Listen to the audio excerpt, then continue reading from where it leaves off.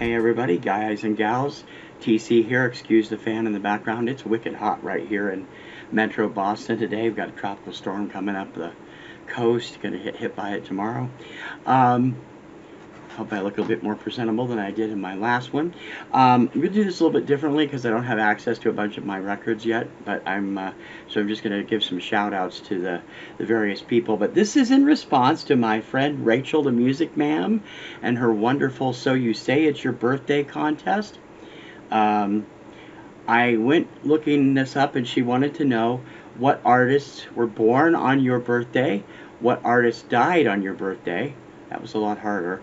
Some music that your mom and dad enjoyed, and a shout out to a VC community member.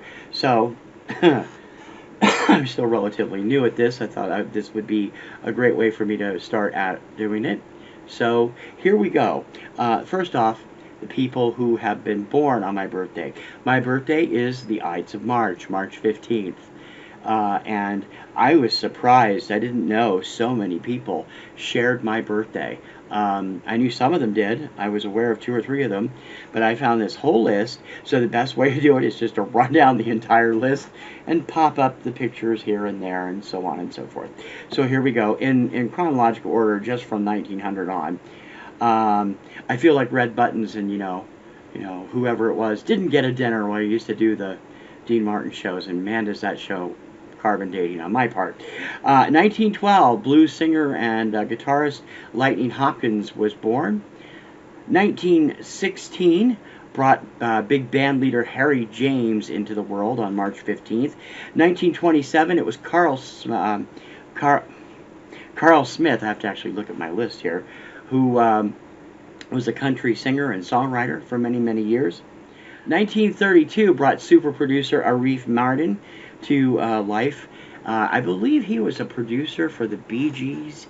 He was connected to all types of different music in the 70s and 80s as a producer or an executive producer. In 1936, on my birthday, Howard Greenfield came into the world. He was Neil Sedaka's primary songwriting partner. 1941 brought Beach Boy Mike Love into the world, such as it is. Less I say about Mike Love, the better, because I've never been a big fan of the Beach Boys except for certain songs. But after seeing Love and Mercy a few years ago, I became a big fan of Brian Wilson, and their relationship isn't portrayed the best in that movie. Which, by the way, if you've never seen it, you should. It was terrific. 1947, Ry Cooder was born. 1955, the front man for the crazy Twisted Sister, Dee Snider, came into the world. 1963 was my birthday, so I will save that. 1964, Kennedy Gordy was born into the world. He is Berry Gordy Jr.'s son. He's best known by his musical name, Rockwell. Had a few big hits in the 1980s with Somebody's Watching Me, Obscene Phone Caller, He's a Cobra, a number of other songs. In 1968, Mart McGrath from Sugar Ray was born. Not so sure about sharing my birthday with him. In 1975, will.i.am came into being. And one person that you're not going to know, and the most recent one, or some of you might know, in the year 2000, Bulgarian singer Christian Kostov was born. Christian was the 2017 runner-up at the Eurovision Song Contest with his hit Beautiful Mess. He was 17 at the time. I saved 1963 because that was my birth year as well. So I shared not just the birthday, but the birth year with Poison frontman Bret Michaels. He was born on my birthday on the same year, March 15th, 1963. So that's quite a list. However, passings were a little bit hard. I went through the list. I actually went to Wikipedia's March 15th list and found only a couple people that I knew, or at least had heard of, that passed away on my birthday. Rapper and songwriter Nate Dogg passed away on my birthday in 2011. Probably best known for his work on the song, I believe it was called Regulate. Was that the name of the song? It's been ages since I've heard it. I don't remember. And in 2015, the middle of the Porcaro brothers, Mike Porcaro, passed away. All three of them were associated with Toto at one point or another. He first debuted with their album. Mike first debuted with the band on their album Isolation, which came out in 1985, I believe. It was the one after Toto 4, and would become the first album to feature Joseph Williams, I believe. I have to look it up. I can't get to my Toto albums right now, so it's kind of hard there. As for Mom and Dad, well, I didn't really know my father. He was only around for the first 5 years of my life, and he was rarely around at that. He was a traveling technician with one of the railroads, so I very rarely saw him.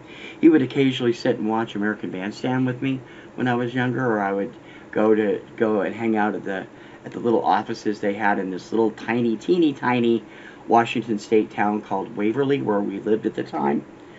And I would hang out there and watch Bandstand on Saturday mornings when Mom wanted some time to herself. But I don't remember him ever listening to music.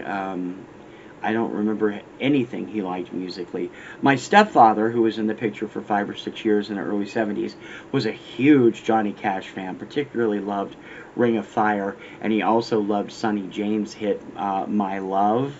I think that's what it was called. I was never a big fan of Sonny James. Johnny Cash, you know, I think everybody kind of likes him. I only like certain things by him. My mom was where I got my love for music. She loved everything. She had a small record collection, which ended up becoming mine by the time I was about 10.